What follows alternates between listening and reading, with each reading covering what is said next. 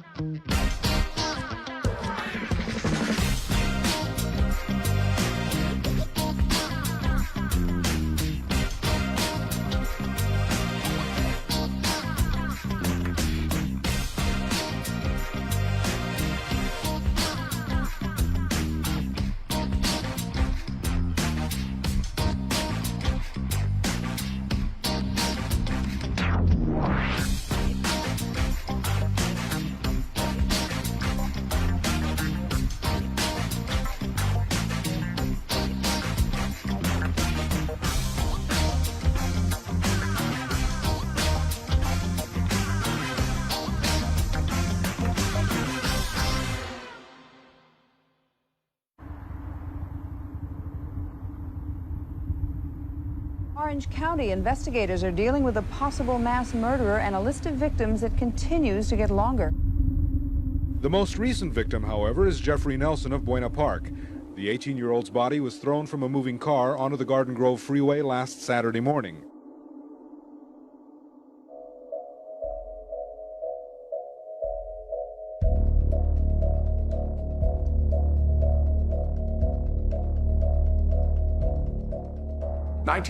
Kearney avait été appréhendé en 1977 et William Bonin 3 ans plus tard. Pourtant, des corps continuaient d'être découverts dans le sud de la Californie. L'horreur n'était pas finie. Quand Bonin a été condamné, ça a été un véritable soulagement, mais les meurtres ne se sont pas arrêtés pour autant. En observant le tableau, on a relevé quelques différences dans le mode opératoire. Il y avait peut-être un troisième tueur. Et lui prenait des marines sans stop. Une fois, il en avait même jeté un hors de la voiture en roulant. Chaque fois qu'un jeune homme était assassiné en Californie, on nous alertait. Ces trois-là, c'était la trilogie du mal. Plusieurs corps présentaient des blessures, évoquant potentiellement un mobile homophobe derrière ces meurtres. En effet, 5 ou 6 d'entre eux avaient un corps étranger enfoncé dans les parties intimes. Ces violences post-mortem étaient d'une extrême barbarie. Les mutilations étaient beaucoup plus atroces que ce qu'on avait pu voir avec Kearney ou Bonin. Et ça ne s'arrêtait plus. Les meurtres continuaient. Ils se succédaient. Les victimes avaient été molestées, et ce terme est encore en dessous de la réalité. Certaines avaient été décapitées. Ces hommes avaient été ligotés, torturés, sodomisés. D'autres avaient des branches d'arbres enfoncées dans les parties intimes. Les marques et les plaies sur les corps indiquaient pour la plupart que l'auteur avait pris son temps pour torturer et mutiler ses victimes en leur infligeant d'atroces souffrances, et qu'il avait parfois continué après les avoir tués.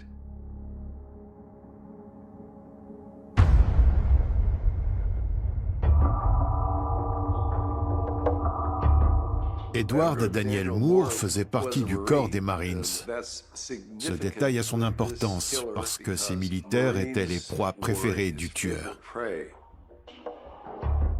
Ce dernier aimait particulièrement traîner autour de la base de Camp Pendleton ou de la base aérienne d'El Toro dans le comté d'Orange.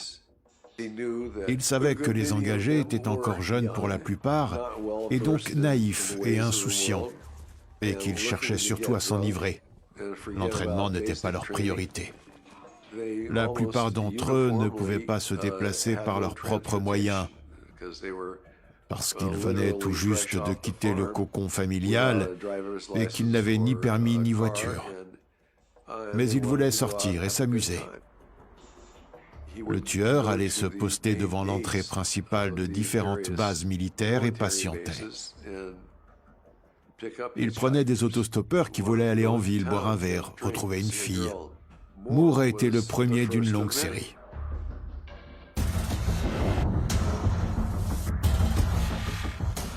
Quand on examine en détail la façon dont ces jeunes hommes ont trouvé la mort, c'est la chose la plus horrible qu'un enquêteur pourra jamais connaître au cours de sa carrière. Les descriptions de ce qu'ils avaient subi donnaient envie de vomir. Il était encore plus sadique que les deux autres. Il aimait torturer ses victimes alors qu'elles étaient en vie. Leur découper les parties génitales, parfois les arracher avec les dents, leur brûler les yeux avec l'allume-cigare de sa voiture, les mutiler, les charcuter, puis il reprenait l'autoroute et jetait le corps hors de son véhicule. Il considérait ces personnes comme des morceaux de viande, et quand il en avait fini avec elles, il s'en débarrassait comme des déchets. C'était un monstre, et il trouvait toujours de nouvelles méthodes ignobles pour faire souffrir ces pauvres jeunes gens. Il leur enfonçait des objets dans le rectum, il leur entaillait le scrotum, leur coupait le pénis en deux. Il commettait les actes les plus ignobles et innommables qu'un être humain puisse infliger à un autre. On n'était pas face à un sociopathe, mais à un véritable psychopathe. Il ne pensait qu'à assouvir ses pulsions perverses. Et il prenait du plaisir à infliger d'horribles sévices à ces jeunes. C'était un prédateur. Ses victimes étaient au mauvais endroit au mauvais moment. D'après certains témoignages, il sympathisait avec ces jeunes hommes dans des bars, discutait un peu, puis les persuadait d'aller faire un tour en voiture. Il prenait des jeunes en stop, mais c'était une pratique courante à l'époque. Et pour eux, l'issue était souvent fatale.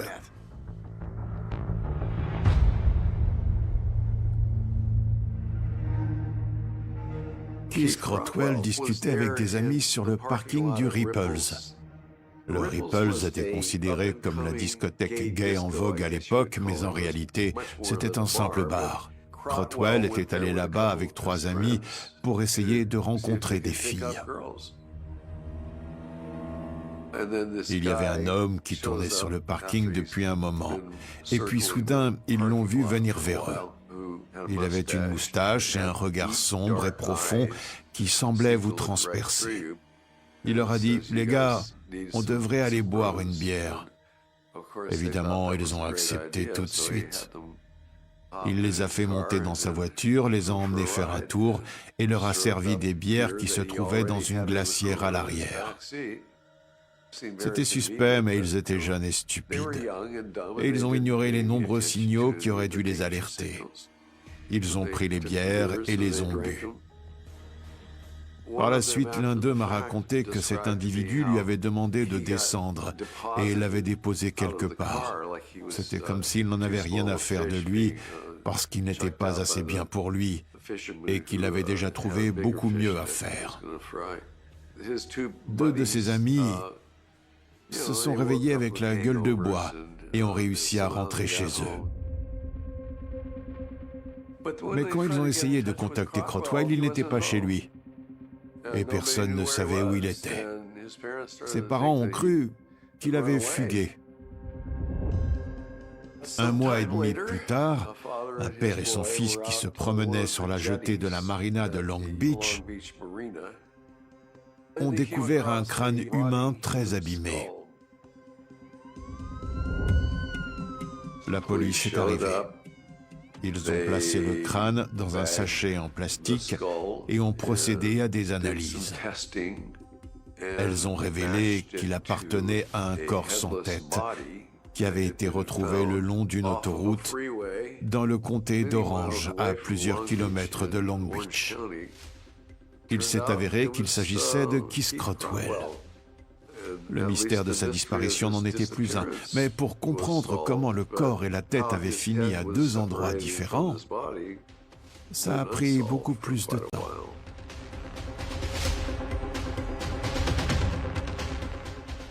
Les dossiers arrivaient sur notre bureau les uns après les autres. La pression était énorme, les tueurs en série se succédaient. Au début, la police faisait beaucoup de recoupements, parce que ni Kearney ni Bonin n'avaient été identifiés. Ils savaient simplement qu'il y avait beaucoup de victimes, que leur profil était différent et que le mode opératoire du tueur n'était pas toujours le même. Ils se sont notamment intéressés à la consommation d'alcool et aux overdoses d'anxiolytiques. Il y avait aussi le fait que certains corps avaient été émasculés et d'autres jetés le long des autoroutes. Les enquêteurs ont supposé que le tueur avait très probablement bénéficié d'un programme d'entraînement militaire. Il y a une technique qui consiste à mettre du papier dans les narines d'un mort. L'objectif étant d'empêcher que les fluides corporels ne ressortent par le nez du cadavre. De cette façon, au cours du transport, pour s'en débarrasser, on ne salit pas son véhicule. Il avait également enfoncé une chaussette dans le rectum de ses victimes pour éviter que les fluides corporels ne s'écoulent par là. C'était un indice important à prendre en compte.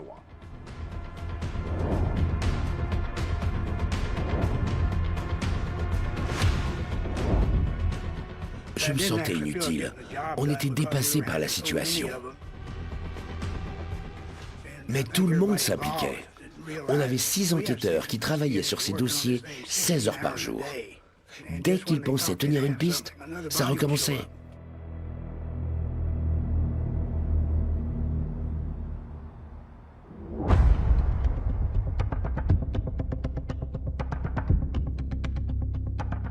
Mark Hall était allé faire la fête avec des amis le soir de la Saint-Sylvestre. Ils ont fini ivre-mort et le lendemain, ils ne se souvenaient pas de tout. Par contre, ils se sont rendus compte que Mark Hall avait disparu et ils n'avaient aucune idée de ce qui avait pu lui arriver. C'est seulement plusieurs jours après qu'ils ont appris qu'il avait été assassiné et que son corps, horriblement mutilé, avait été abandonné dans une zone plutôt isolée dans le sud du comté d'Orange. Les enquêteurs étaient désemparés. Ils n'arrivaient pas à établir un lien entre tous ces jeunes hommes. Ils ne se connaissaient pas et ne vivaient pas dans les mêmes villes. Quel était le rapport entre eux, le facteur commun qui permettrait de découvrir l'auteur de ces homicides? On était dans l'impasse.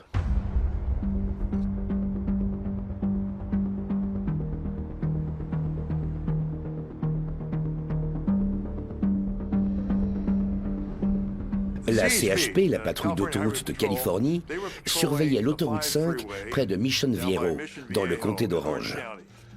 Ils étaient 2 dans le véhicule, un sergent et son coéquipier. La soirée était plutôt calme et il ne se passait pas grand-chose. Mais à un moment donné, ils ont vu une voiture qui zigzaguait entre les voies. Ils ont pensé que le conducteur pouvait être ivre. Il roulait un peu en dessous de la vitesse autorisée et avait du mal à rester dans sa voie. Il mordait sur la bande d'arrêt d'urgence, donc ils ont pensé qu'il avait trop bu et ont décidé de le contrôler. D'abord, il a refusé de s'arrêter et a continué sa route. Les policiers ont braqué leur lampe sur sa voiture. Ils voyaient l'homme se retourner et chercher autour de lui, ce qui les a rendus encore plus méfiants. Finalement, il s'est garé sur la bande d'arrêt d'urgence. Puis, il est sorti du véhicule et s'est dirigé vers les agents qui se trouvaient quelques mètres en arrière. Et ça, d'après mon expérience, c'est suspect. Parce que les gens ne vont pas spontanément voir les policiers lors d'un contrôle. Et puis là, il a cherché à détourner leur attention, parce qu'il ne voulait surtout pas qu'ils regardent dans la voiture. Ils lui ont posé des questions pour savoir s'il était ivre. Les agents se sont mis sur le bord de la route et ils lui ont demandé s'il avait bu. Il a répondu qu'il avait bu seulement 2 verres. Il n'était pas convaincu et ils lui ont fait passer un test de sobriété. Le résultat a été sans appel. Il avait du mal à articuler, il titubait et le test douanier a été un échec. Ils en ont conclu que le conducteur était sous l'influence d'une drogue ou de l'alcool. Ils l'ont mis en état d'arrestation et l'ont installé à l'arrière de leur véhicule. Le deuxième agent est allé inspecter la voiture. Et là, il a constaté qu'un individu était assis sur le siège passager. Au début, il a pensé qu'il était endormi ou qu'il avait perdu connaissance. Il a donc essayé de le réveiller pour en savoir plus et voir s'il pouvait repartir avec la voiture. Mais l'homme ne réagissait pas.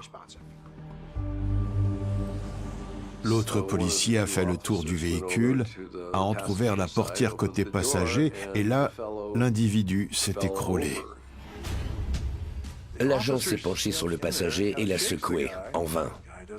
Il lui a pris le pouls, mais il n'en avait pas. Il a ouvert la portière en grand, il a constaté que l'homme était à moitié déshabillé et on voyait son pénis.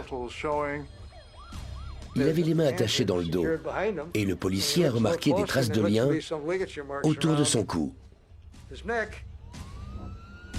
En fait, on lui avait attaché les poignets avec ses propres lacets. Et il avait probablement été étranglé avec une ceinture.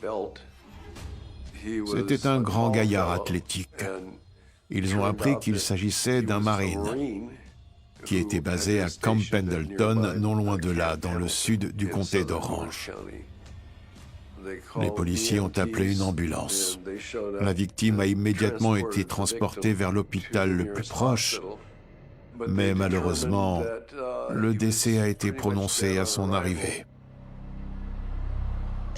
C'était censé être un simple contrôle d'alcoolémie, tout ce qu'il y a de plus banal. Mais là, il fallait alerter la brigade criminelle. Il y avait un cadavre dans la voiture. Le conducteur a expliqué qu'il avait pris cet homme en stop sur la route et qu'il avait dû avoir un problème médical, qu'il s'était peut-être empoisonné en ingérant une substance toxique. Le conducteur de la voiture a été placé en garde à vue pour homicide présumé. Et ce n'était que le début.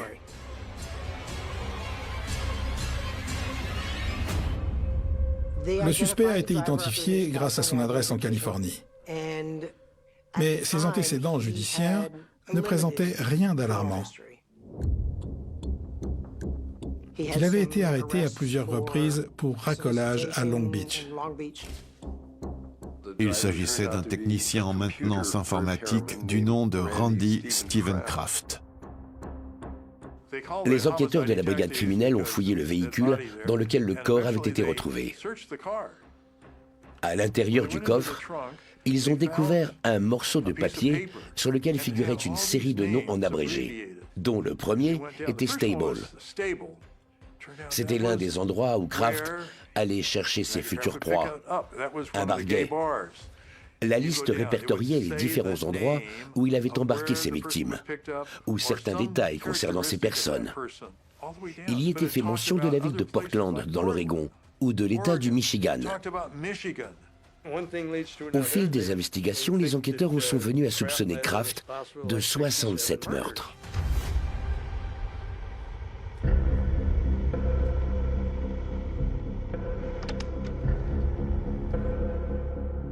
Randy Kraft est né en 1945 et a grandi en Californie du Sud. Ses parents s'y étaient installés au début de la Seconde Guerre mondiale pour travailler dans le secteur de l'armement. Son père avait trouvé un poste chez un constructeur aéronautique. Il avait 3 sœurs qui étaient beaucoup plus âgées que lui. Il était choyé et gâté parce que c'était le seul garçon de la famille. Sa mère et ses 3 sœurs se montraient très indulgentes à son égard. C'était l'enfant roi. Mais on ne peut pas dire que son enfance ait été un long fleuve tranquille.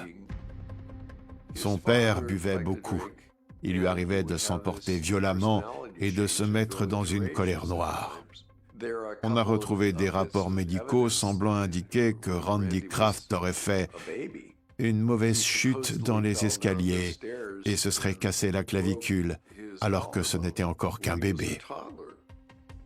Pour qu'un nourrisson se casse quelque chose en tombant, ça doit être violent. Les enfants en bas âge ne font pas de fracture dès qu'ils ratent une marche, contrairement à un vieillard comme moi. Leurs os sont élastiques. Donc le fait qu'il se soit cassé la clavicule aussi jeune a naturellement éveillé les soupçons. De plus, cet incident a été suivi d'un autre. Il a fait une autre chute, a perdu connaissance et a dû être transporté en urgence à l'hôpital. Comme ça s'est passé quand il était bébé, ça laisse supposer que son père en était le responsable. Mais je n'en ai jamais eu la confirmation officielle. Tout ce que j'ai réussi à obtenir de sa famille, c'était un témoignage de Doris, sa sœur cadette, qui m'a confié « C'est vrai, notre père le rejetait parfois violemment et il pouvait se montrer imprévisible. »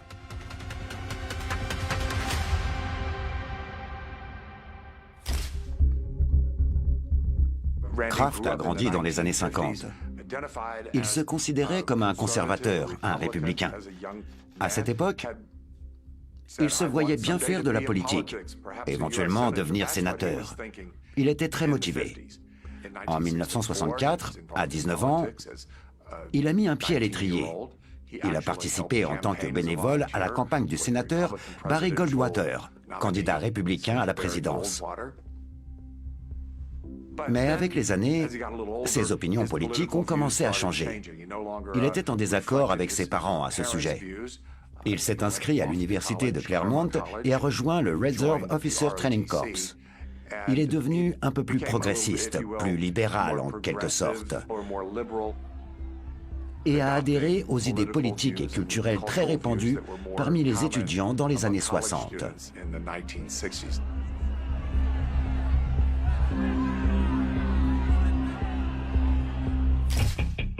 Il s'est engagé dans l'armée de l'air et a été affecté à la base aérienne d'Edwards dans le nord du comté de Los Angeles. Il s'occupait de la peinture des avions, puis est devenu superviseur et caporal. Il a fait une belle carrière au sein de l'armée de l'air. Randy Kraft avait laissé entendre à ses parents qu'il était gay. Il ramenait ses amis chez eux pour leur présenter, mais ils n'avaient pas l'air de comprendre. Alors il a fait son coming out et leur a dit la vérité. Son père ne l'a pas bien pris. Sa mère a été plus compréhensive. Il a également décidé de tout avouer à l'un de ses supérieurs de la base aérienne d'Edwards.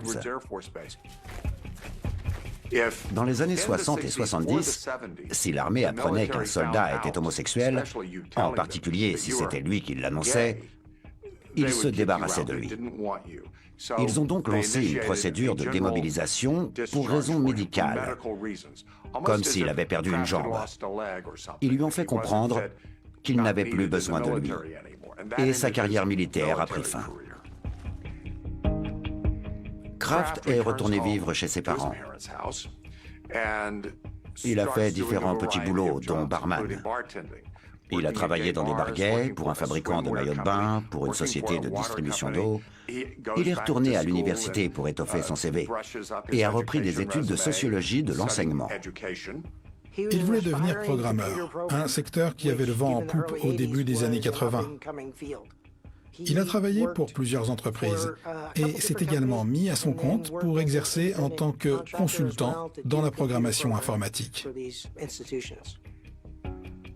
Il assumait ouvertement son homosexualité et vivait depuis plusieurs années avec son compagnon à Long Beach.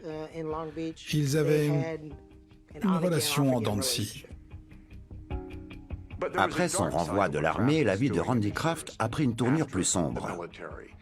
Il sillonnait les routes du sud de la Californie, fréquentait des bars gays, abordait des jeunes hommes, les neutralisait à coups de drogue et d'alcool, les violait, puis les tuait. Les victimes avaient plus de la vingtaine, c'étaient des Marines. Ils étaient donc plus difficiles à maîtriser, alors Kraft utilisait des médicaments et d'autres substances pour qu'ils s'évanouissent et qu'ils puissent les étrangler. Dans sa jeunesse, il faisait déjà des expériences avec des produits pharmaceutiques. Quand il était étudiant, il faisait ça avec sa petite amie de l'époque, parce qu'à un moment, il a eu une femme dans sa vie. Par la suite, il a fait pareil avec ceux qu'il appelait ses amis. Il se servait d'eux comme cobayes pour voir quelle réaction ces cocktails allaient déclencher. Et avec le temps, il a perfectionné sa méthode. Randy Kraft était un véritable sadique. Il devait maintenir ses victimes en vie. Alors petit à petit, il a appris comment administrer le bon dosage pour les avoir à disposition vivantes et assouvir ses fantasmes pendant plusieurs jours. Voilà à quoi on était confronté à l'époque. C'était surréaliste. Il avait pris une série de polaroïdes de l'une de ses victimes, un Marine qui était probablement resté en vie pendant quasiment une semaine entière. Pour ça, il avait pris soin de le garder tout juste conscient en lui donnant exactement la bonne dose de médicaments. Parce qu'il voulait entendre ses cris de douleur, j'imagine. Cet homme était un monstre.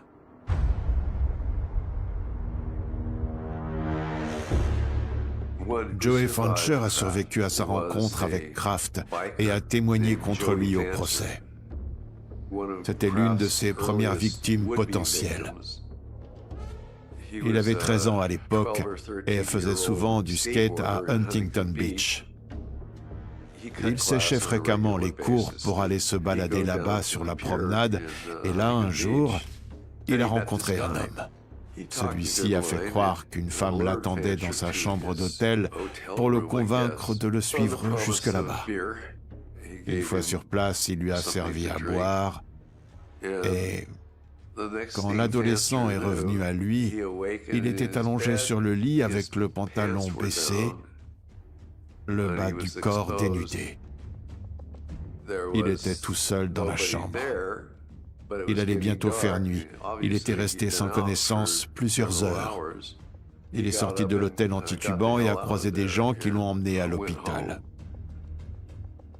Au cours de leurs investigations, les policiers ont découvert de nombreux médicaments sur ordonnance au nom de Kraft. Mais ils n'ont rien fait. Il n'a jamais été inquiété ou poursuivi. Et le jeune Fancher a pu constater l'incompétence de la justice en Californie du Sud.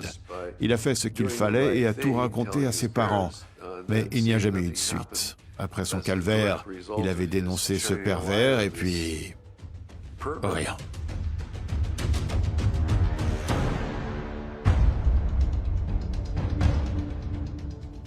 Dans l'affaire Crotwell, deux des meilleurs inspecteurs de Long Beach avaient réuni un grand nombre de preuves indirectes contre Randy Kraft. Il avait été aperçu près du lieu de la découverte du corps auquel il manquait la tête. Il avait également été vu quittant le parking du Ripples au volant de sa voiture. Ce soir-là, deux enquêteurs de la brigade criminelle se sont donc présentés à son domicile et l'ont convoqué au poste de police pour y être interrogé. Kraft a obtempéré et s'est rendu au poste de police de Long Beach. Il s'est retrouvé dans une petite pièce avec deux policiers qui enregistraient l'interrogatoire. Pendant près d'une heure, il a botté en touche et n'a jamais répondu franchement aux questions très précises qu'on lui posait. Il a expliqué que sa voiture était tombée en panne ce soir-là et qu'il avait demandé de l'aide à son colocataire. Au final, il l'avait laissée sur place parce qu'elle était enlisée dans le sable et était partie à pied. C'était une simple coïncidence qu'il se soit trouvé dans les parages quand ce pauvre malheureux avait été tué par on ne sait qui, puis abandonné à quelques mètres de là. Il aurait été logique que les enquêteurs cherchent à en savoir plus, mais rien ne semble indiquer qu'ils aient approfondi leurs recherches. Pour eux, ils étaient simplement face à un technicien en informatique sympathique qui était passé par hasard près d'une victime d'un des tueurs de l'autoroute. En réalité, une fois de plus, Randy Kraft avait réussi à passer entre les mailles du filet.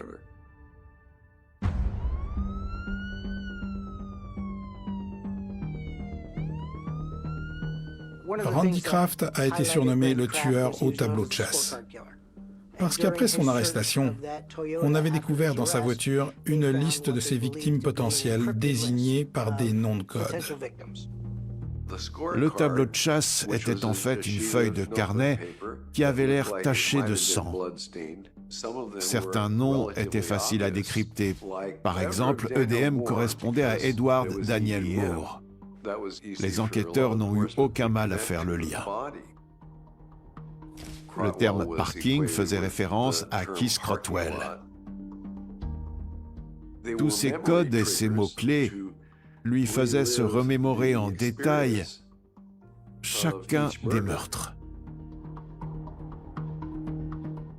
Les notes de Kraft étaient très soignées. Ça faisait presque penser à une feuille de route.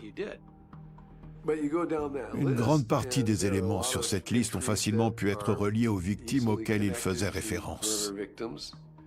Mais il y en a beaucoup d'autres qui, aujourd'hui encore, restent une énigme.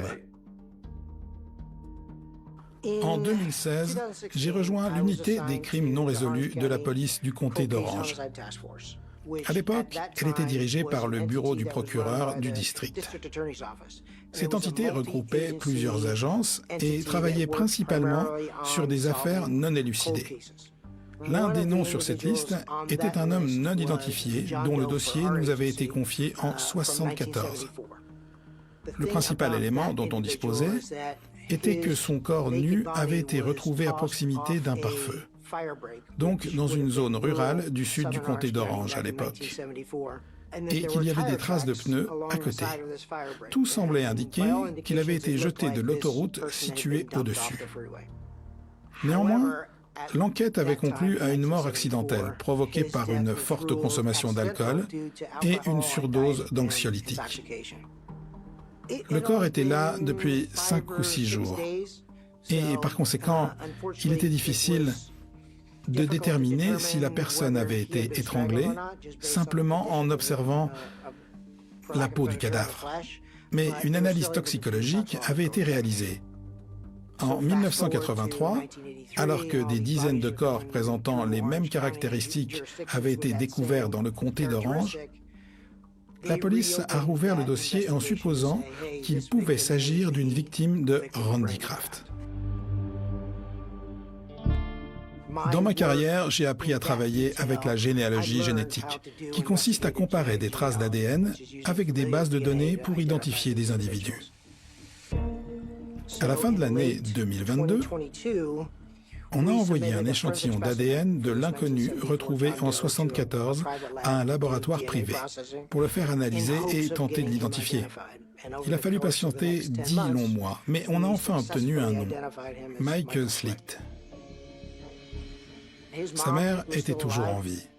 Alors, on est allé l'interroger, ainsi que sa sœur. La dernière fois qu'elles avaient eu de ses nouvelles, ils partaient de Cedar Rapids, dans l'Iowa, pour se rendre en Californie en stop. Il s'avère qu'Iowa était l'un des termes inscrits sur le tableau de chasse de Kraft.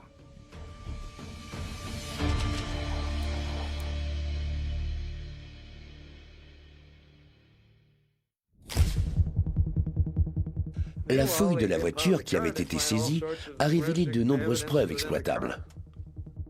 Très vite, les enquêteurs ont rassemblé une multitude de preuves contre le suspect. Chez lui, il avait un tiroir rempli de photos d'hommes qui semblaient être endormis dans un appartement. En fait, ils étaient morts. Il les avait pris en photo après les avoir drogués et tués. Et il les découpait. On a retrouvé des bocaux contenant les testicules de Michael Slicht et des autres victimes. Les policiers ont compris qu'ils étaient face au troisième tueur de l'autoroute.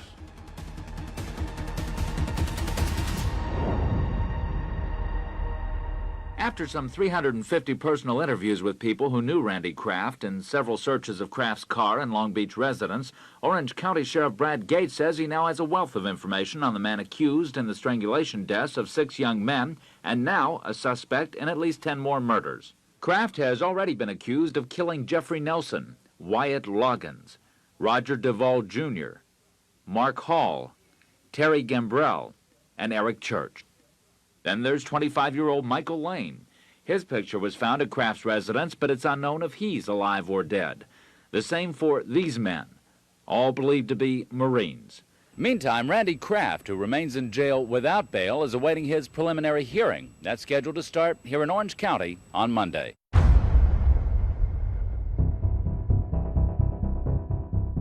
Le procès, qui avait été considéré à l'époque comme le plus long de l'histoire du comté d'Orange, a duré plusieurs semaines. Kraft s'est obstiné à tout nier en bloc. Du début à la fin, il a continué de clamer qu'il n'avait jamais commis aucun crime et qu'il était un honnête citoyen. Il est allé jusqu'à prétendre que la police s'acharnait sur lui uniquement parce qu'il était homosexuel. Pourtant, les preuves étaient plus qu'accablantes.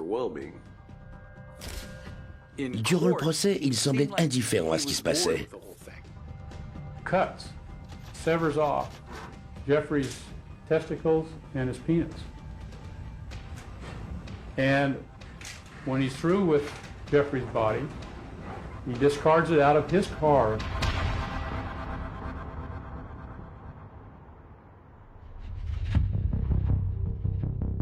Kraft avait tenté de se forger un alibi solide. Cependant, l'enquête puis le procès ont révélé que le soir de la Saint-Sylvestre, il avait faussé compagnie à ses proches et qu'il avait profité de cette escapade pour aborder Mark Hall. Ensuite, il l'avait drogué, torturé et tué, puis avait jeté son corps dans les collines surplombant Lake Elsinore. Il a continué à affirmer qu'il était en famille le soir du réveillon du Nouvel An et qu'ils avaient assisté à la parade du tournoi des roses. Effectivement, il avait disparu pendant plusieurs heures au beau milieu de la nuit, mais personne n'a semblé s'en inquiéter. Ils avaient l'habitude. Kraft faisait souvent ça. Il partait on ne sait où et revenait plus tard comme si de rien n'était. Son entourage ne s'est jamais douté de rien.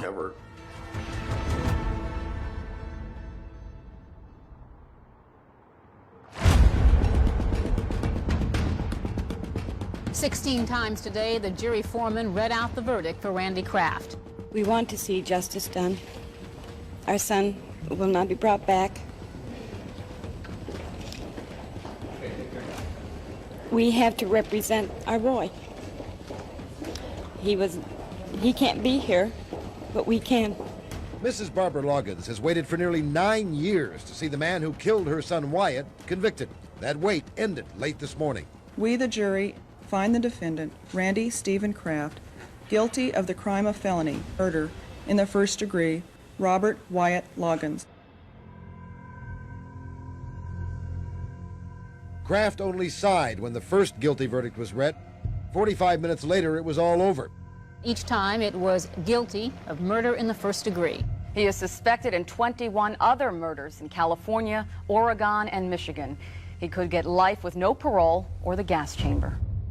Le procès de Randy Kraft, qui avait débuté en 1988, s'est terminé l'année suivante par une condamnation à la peine capitale.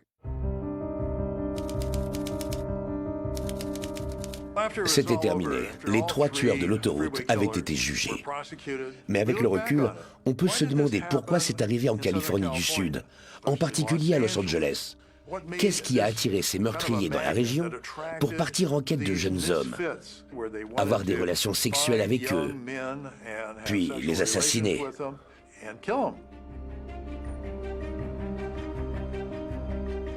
Le plus fascinant chez ces tueurs en série, c'est qu'ils savaient très bien se faire passer pour Monsieur Tout-le-Monde.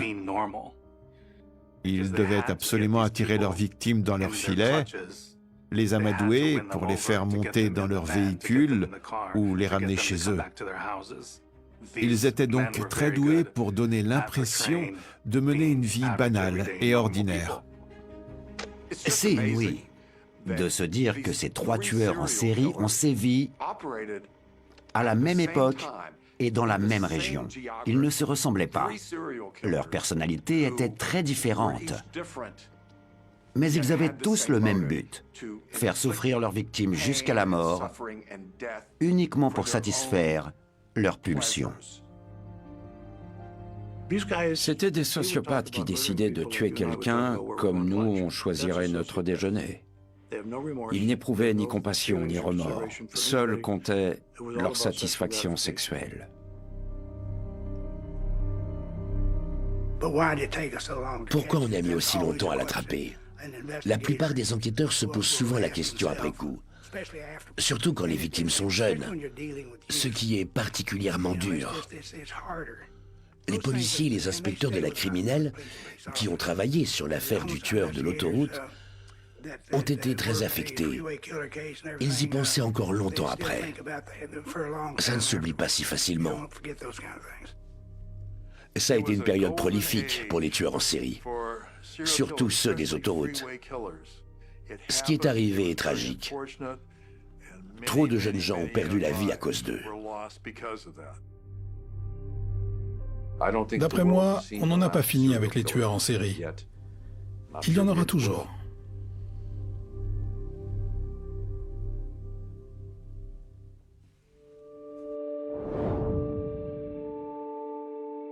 Après cette série de crimes atroces, beaucoup de jeunes ont changé leurs habitudes. On ne voit plus d'autostoppeurs de nos jours. Partout en Californie, dans tous les quartiers de Los Angeles, c'est terminé. L'insouciance qui régnait à l'époque est révolue, et c'est en grande partie à cause de Kraft et de Bonin. Ça a vraiment tout changé.